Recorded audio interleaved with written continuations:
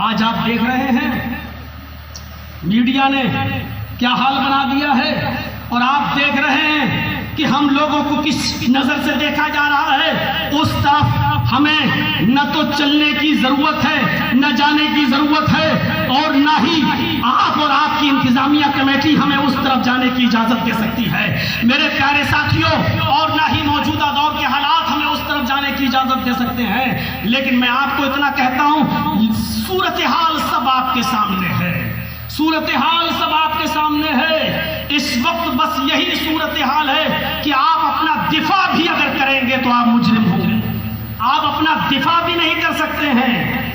ارے کوئی لاٹھی مار رہا ہے اور آپ اپنا ہاتھ اٹھا کر بچاؤ کر رہے ہیں، تب بھی آپ مجرم ہیں۔ اچھا تو نے ہاتھ کیسے اٹھایا ہے، آپ مجرم ہیں۔ اس وقت بالکل وہی صورتحال ہے کہ ایک گھاٹ پر شیر اور بکری دونوں پانی پی رہے ہیں، شیر اور بکری دونوں پانی پی رہے ہیں، اور شیر کی طرف سے بہتا ہوا پانی بکری کی طرف آ رہا ہے۔ شیر نے بکری سے پوچھا، اے بکری تو نے میرے پانی کو جھوٹا کیوں کیا؟ بکری نے کہا، جنگل کے راجا، پانی تو آپ کی طرف سے بہتا ہوا آ رہا ہے، آپ پی رہے ہیں، آپ کا جھوٹا پانی میری طرف آ رہا ہے، میں آپ کا جھوٹا پانی پی رہی ہوں، میرا جھوٹا پانی آپ کہاں پی رہے ہیں؟ میں نے آپ کا پانی کہاں جھوٹا کیا ہے؟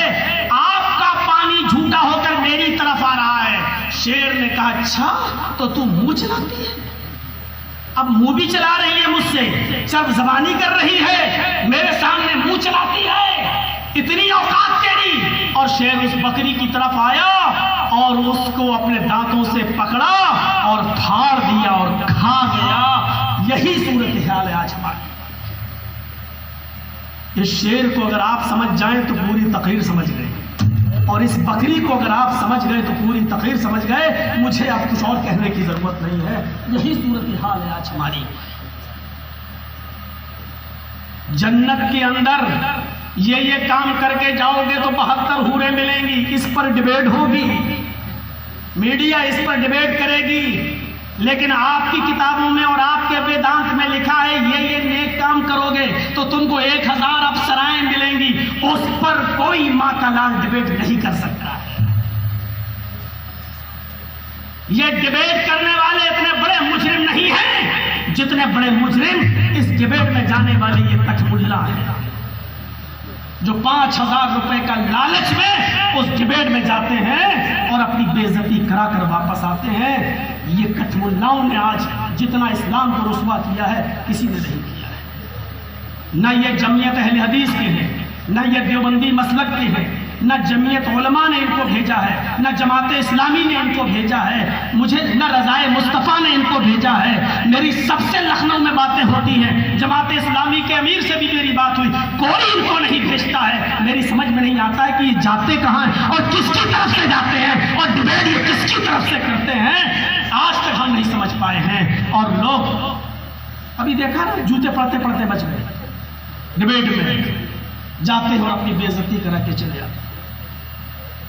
اسلام نے 2 بیوی اور 3 بیوی اور 4 بیوی کی اجازت دی ہے، اس پر ڈیبیٹ ہوگی، عورتوں کا حق مارا جا رہا ہے، کیوں اس پر ڈیبیٹ ہو رہی ہے؟ میں پوچھنا چاہتا ہوں کہ 4 بیویوں کی اگر اسلام نے اجازت دی ہے، آپ نہیں مانتے مت مانیے، ہمارے یہاں ہے ہم اس کو مان رہے ہیں، آپ کو ہم مجبور نہیں کر رہے ہیں، آپ اس پر ڈیبیٹ کر رہے ہیں، لیکن آپ کے یہاں ایک عورت دروپتی 5 پانڈوں کو رکھتی ہے تو اس پر کوئی ڈیبیٹ نہیں ہوتی ہے۔ میڈیا والے اس پر ڈیبیٹ کیوں نہیں کراتے ہیں؟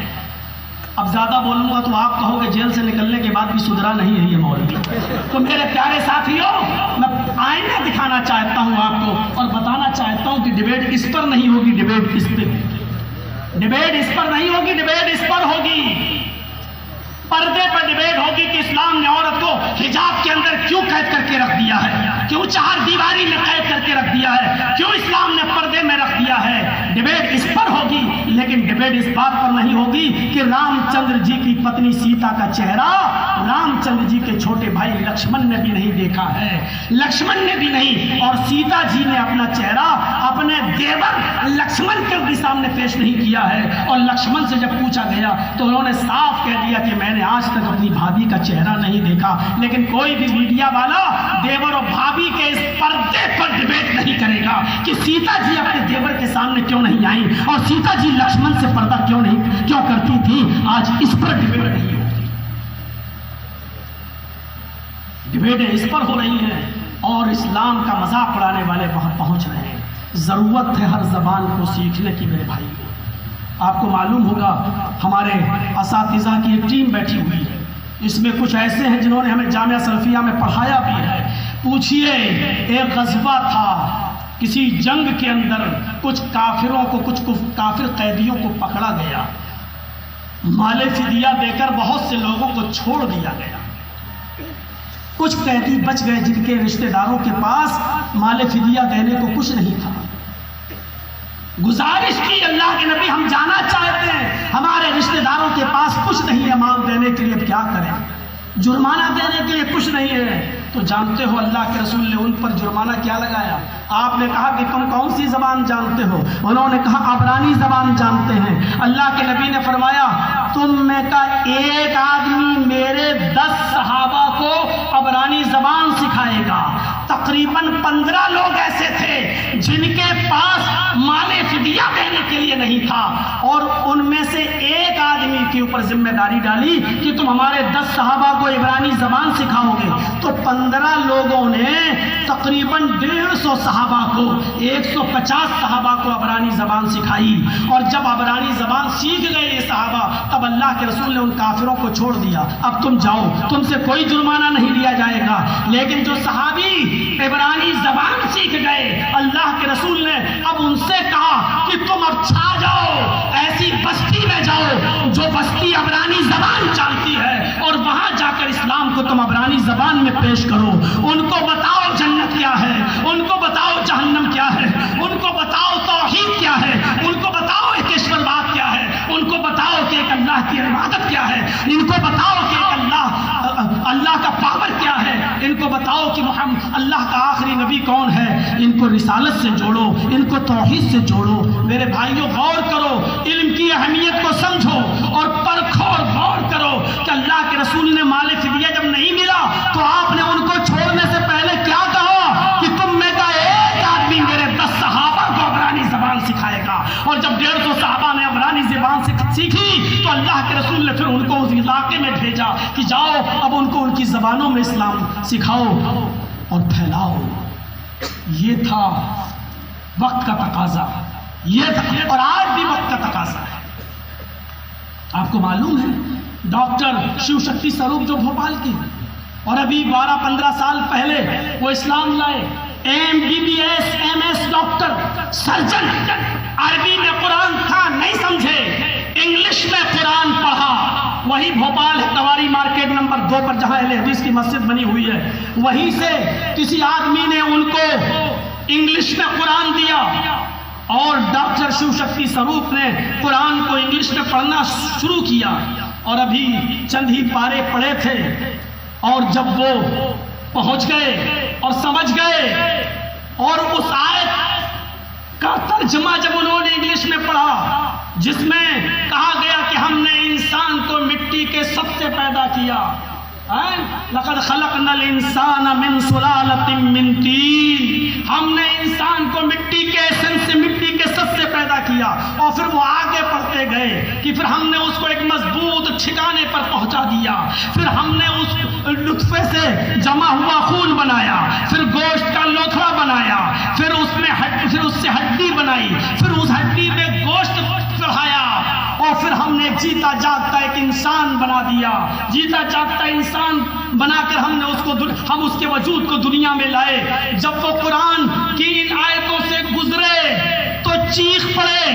1400 سال پہلے جب میڈیکل سائنس نے اتنی ترقی نہیں کی تھی، پھر یہ آیت محمد رسول اللہ پر نازل ہوئی، ان کو کیسے معلوم کہ ماں کے پیٹ میں یہ پہلے نطفہ، پھر جمع ہوا خون، پھر گوشت کا لوتھڑا، پھر ہڈی، اور ہڈی کے بعد پھر ان ہڈیوں میں گوشت۔ یہ جو ترتیب قرآن نے بیان کی ہے اس طریقے سے، یہ تو الٹرا ساؤنڈ پر ہم چیک کرتے ہیں، اور آج کی سائنس اور آج کی ٹیکنالوجی اور آج کی یہ تعلیم ہمیں بتاتی ہے وہ 1400 سال پہلے کا زمانہ جہاں سائنس نے اتنی ترقی نہیں کی تھی اور बायोलॉजी का कोई सब्जेक्ट नहीं था, और वो भी मोहम्मद रसूलुल्लाह जैसा अनपढ़ इंसान जिसने पूरी जिंदगी किसी के सामने जानू तलम्मुस न किया हो, जिसने किसी के सामने शागिर्दगी न हासिल की हो, जिसने किसी से अलिफ बा ता सा न पढ़ा हो, ABCD न पढ़ी हो, जिसको कुरान कह रहा हो कि वो अपनी माँ के पेट से पैदा होने वाला बच्चा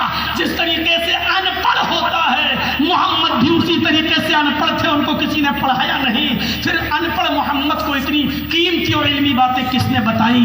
जरूर इन आयतों का कनेक्शन अल्लाह तबारक व तआला से है, जिब्राइल से है, परशुराम से है, अल्लाह से है। उसने इन आयतों को पढ़ा और फिर भोपाल के उसी कबाड़ी मार्केट में आता है और वहाँ के मौलाना से कहता है कि हम इस्लाम लाना चाहते हैं। और फिर वो उसी 12, 13, 15 साल पहले डॉक्टर शिव शक्ति स्वरूप जो MBBS डॉक्टर था वो इस्लाम लाता है, और इस्लाम लाने के बाद सरकारी आप तो जानते हैं कि फिर क्या होना था। इस्लाम लाया, टॉर्चर किया गया, नौकरी से इस्तीफा देकर अपना प्राइवेट हॉस्पिटल खोले हुए हैं।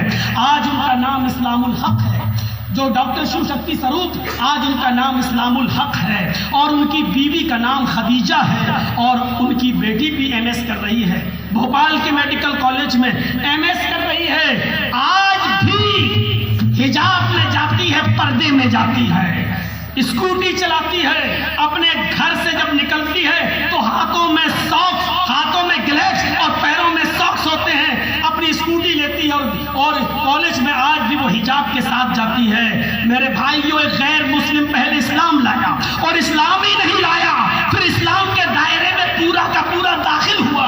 उसने अपनी बीवी से भी हिजाब करवाया, और उसने अपनी बेटी को भी हिजाब में रखा, और हिजाब में रखने के बाद भी अपनी बेटी को तालीम से रोका नहीं है। कौन कहता है कि इस्लाम ने बच्चियों को तालीम से रोका है?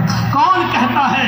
अरे इस्लाम ने तो लड़कियों की तालीम देने वाले बाप के ऊपर जन्नत की खुशखबरी सुनाई है। फरमाया कि जिसकी 3 बेटियां होंगी और उसने उनको पढ़ाया होगा, लिखाया होगा, अच्छा अदब सिखाया होगा, पढ़ा लिखा कर अच्छा अदब सिखाकर उन 3 बच्चियों की शादी कर दी होगी, अल्लाह के नबी फरमाते हैं वो बाप जन्नत में मेरे साथ ऐसे रहेगा जैसे ये दोनों उंगली आपस में मिली हुई है, यानी मेरा पड़ोसी, मेरा करीबी बनकर रहेगा।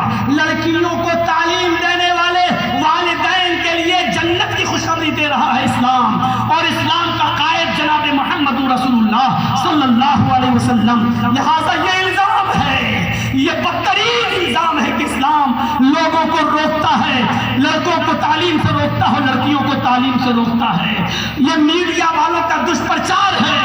मजबूरी हमारी ये है कि आज हमारे पास किसी डिपार्टमेंट में जगह नहीं है, हमारा आरक्षण खत्म करने की कोशिश की जा रही है। और कर्नाटका के चुनाव में बाकायदा इस देश के गृह मंत्री ने मुसलमानों का नाम लेके कहा अगर कर्नाटक में हमारी सरकार बनेगी तो हम मुसलमानों का आरक्षण कम कर देंगे, खत्म कर देंगे।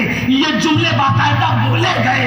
मेरे भाइयों, इसी नाउमीदी की वजह से फिर मुसलमान तालीम से दूर जाता है। वो जानता है कि हमें नौकरी नहीं मिलेगी, हम पढ़ लिख कर करेंगे क्या जब हमें टायर ही पंचर जोड़ना पड़ेगा, साइकिल में हवा ही भरना पड़ेगी, हमें होटल में कबाब और पराठा ही सेकना पड़ेगा, या हमें टेलर की दुकान खोलकर हमें सिलाई करना पड़ेगी। तो हमें MBBS करके MS करके फायदा क्या? जरूरी नहीं कि हम नीट में आ ही जाएं, हमें इंजीनियर बनने का फायदा क्या? हमें नौकरी नहीं मिलेगी। मेरे प्यारे साथियों, ये मायूसी हमें घेर लेती है और फिर हम इल्म से दूर हो जाते हैं। लेकिन ये भूल जाते हैं कि मेरे भाइयों, इल्म अपना रास्ता खुद तलाश कर लेता है, इल्म अपना रास्ता खुद तलाश कर लेता है। ये बादल बहुत दिनों तक नहीं रहेंगे, हर उरूज के बाद ज़वाल आता है। ये दिन भी बहुत ज्यादा दिनों तक आप नहीं देखेंगे। इसलिए अपने बच्चों को पढ़ाइए, लिखाइए। आज हरिजन और शूद्र के बच्चे मुसलमानों तुम्हारे बच्चों से आगे बढ़ चुके हैं। हमारे लिए ये अफसोस की बात है कि आज एक शूद्र का बच्चा IAS कर ले और हमारा बच्चा वहीं का वहीं पड़ा हुआ है। آج آپ جائیے لکھنؤ کے اندر مجھے بہت سے مسلم محلے ملے، میں رہنا چاہتا تھا اپنے بچوں کی پڑھائی لکھائی کے لیے، میں دیکھا لکھنؤ کے اندر، لیکن دیکھا مسلم محلوں کا حال اتنا برا تھا کہ رات کے 2-2 3-3 بجے تک چھوٹے چھوٹے بچے کھیل رہے ہیں، کوئی کرکٹ کھیل رہا ہے، کوئی ادھر۔ میں نے مجبور ہو کر مسلم محلوں کو چھوڑا اور پورنیہ چوراہے کے پاس کپورتھلا کے پاس علی گنج میں فلیٹ لیا، جہاں پڑھائی لکھائی کا ماحول ہو، جہاں سامنے جب نکلے تو دوسروں کے بچے بھی پڑھتے لکھتے ہوں۔ ہم نے مجبور ہو کر وہاں فلیٹ لیا اور مسلمانوں کی بستی سے دور رہے، اس لیے کہ ہمارے بچوں پر غلط اثر نہ پڑے۔ تو میرے پیارے ساتھیوں، آج ضرورت ہے ماحول کو بدلنے کی، آج ضرورت ہے اپنے بچوں کے لیے پڑھائی لکھائی کا ماحول بنانے کی، آج ضرورت ہے ہم دیکھیں، غور کریں اپنی سوسائٹی پر۔ آج پوری دنیا سسک رہی ہے، ہم نے تو آیت پڑھی تھی وَمَن يَبْتَغِ غَيْرَ الْإِسْلَامِ دِينًا، لیکن ہم نے سوچا تھا کہ 5 منٹ کے لیے کہا تھا نسو پہلوان نے تھوڑا سا علم کے اوپر بول دینا، لیکن جب نکلے تو اتنا آگے نکل گئے۔ میرے بھائیوں، یہ تصور کریں ہم، آج ضرورت ہے، آپ کیسے توحید کی دعوت دیں گے؟ آپ کے پاس علم ہونا چاہیے، قرآن کو سیکھو۔ آج بڑے سے بڑے پڑھے لکھے لوگ، انگلش جاننے والے لوگ بھی آج ایسے ہیں جو توحید سے نابلد ہیں، آج وہ کچھ نہیں سمجھ پا رہے ہیں۔ یہ مہینہ چل رہا ہے اور تقریریں بھی ہوئی ہوں گی اور کسی نہ کسی عالم نے سیرت ابراہیم پر خطاب بھی کیا ہوگا۔ آپ ابراہیم علیہ السلام کی زندگی کو اٹھا لیجئے اور دیکھ لیجئے، ابراہیم علیہ السلام جن کی آزمائشیں ہوئی، بڑا امتحان لیا گیا، اور جن کے بارے میں قرآن نے کہا وَإِذَ ابْتَلَىٰ إِبْرَاهِيمَ رَبُّهُ بِكَلِمَاتٍ، اللہ رب العالمین نے ان کو مختلف طریقوں سے آزمایا، مختلف امتحانوں سے آزمایا، فَأَتَمَّهُنَّ، لیکن وہ ہر امتحان میں کامیاب ہوئے۔ تب اللہ رب العالمین نے مختلف آزمائشوں میں کامیاب ہونے کے بعد کہا اِنِّي جَاعِلُكَ لِلنَّاسِ إِمَامًا، اے ابراہیم اب ہم تمہیں تمام لوگوں کا امام بنائیں گے۔ آپ کو معلوم ہے ابراہیم علیہ السلام نمرود کے سامنے کھڑے ہیں، ابراہیم علیہ السلام نمرود کے مقابلے میں کھڑے ہیں اور حجت ہو رہی ہے، سوال جواب ہو رہا ہے۔ نمرود نے بلایا ہے، اے ابراہیم ہمارے بتوں کو توڑتے ہو، ہمارے بتوں کو الٹا سیدھا کہتے ہو، ہمارے معبودوں کو برا بھلا کہتے ہو، مجھے بتاؤ کون ہے تمہارا رب؟ ربی الذی یحیی و یمیت۔ غور کیجیے حضرت ابراہیم کیسے دلیل پیش کر رہے ہیں، علم نہیں ہوگا تو دلیل کیسے پیش کرو گے؟ ابراہیم علیہ السلام کہہ رہے ہیں ہمارا رب تو وہ ہے جو زندہ کرتا ہے اور موت دیتا ہے، زندگی بھی دیتا ہے اور موت بھی دیتا ہے۔ موٹی عقل کا تھا، بادشاہ زیادہ تر موٹی عقل کے ہوئے۔ اس نے کہا ابراہیم یہ کون سا بڑا کام ہے جو تمہارا رب کرتا ہے، زندگی بھی دیتا اور موت بھی دیتا، یہ تو میں بھی کر سکتا ہوں۔ قال انا احیی و امیت، یہ تو میں بھی کر سکتا ہوں، میں بھی زندگی دے سکتا ہوں اور موت بھی دے سکتا ہوں۔ ایک آدمی جیل میں بند تھا جس کو پھانسی کی سزا تھی، قتل کی سزا تھی، نمرود نے اس کو نکالا اور آزاد کر دیا کہ دیکھو اس کو موت ہونے والی تھی، پھانسی قتل، ہم نے اس کو چھوڑ دیا، دیکھو ہم نے زندگی دی تھی۔ اور ایک آدمی کو بے قصور بے گناہ راستے سے جا رہا تھا، پکڑوایا اور اپنی آنکھوں کے سامنے اس کو قتل کروا دیا کہ لو دیکھو ہم نے اس کو موت کے گھاٹ اتار دیا، یہ تو میں بھی کر سکتا ہوں۔ ابراہیم علیہ السلام کہنے لگے اب تو یقین ہو گیا تو واقعی تو موٹی کھوپڑی کا ہے، الٹی عقل، یہ ایسے نہیں سمجھے گا۔ فوراً ابراہیم علیہ السلام نے کہا نہیں تم سمجھے نہیں رب کون ہے۔ فوراً کہا وَإِنَّ اللَّهَ يَأْتِي بِالشَّمْسِ مِنَ الْمَشْرِقِ فَأْتِ بِهَا مِنَ الْمَغْرِبِ، اے نمرود میرا رب وہ ہے جو سورج کو مشرق سے نکالتا ہے، ایسٹ سے نکالتا ہے اور مغرب میں ڈبوتا ہے، مغرب میں غروب کرتا ہے، مغرب میں چھپاتا ہے۔ اگر تو خدا ہے، اگر تو رب ہے، اگر تو اللہ ہے تو ویسٹ سے نکال کے دکھا، مغرب سے نکال کر دکھا۔ پکڑ لی اس کی نفس، اللہ ہے تو کر، اللہ تو مجبور نہیں ہوتا ہے، معبود تو مجبور نہیں ہوتا ہے۔ اگر تو اپنے آپ کو معبود کہتا ہے، اپنے آپ کو رب کہتا ہے تو نکال مغرب سے، فبہت الذی کفر شستر ایسا مطالبہ ابراہیم نے کر لیا جس کا کوئی جواب نہیں تھا۔ اس واقعے کو آپ نے اپنے علماء سے 50 مرتبہ سنا ہوگا، لیکن آپ اس کو اس نظریے سے مت سنیے کہ ابراہیم نے نمرود سے بحث کی، آپ اس کو اس نظریے سے سنیے کہ پوری دنیا پر حکومت کرنے والے 4 بادشاہ گزرے ہیں صرف، جنہوں نے بیک وقت پوری دنیا پر حکومت کی۔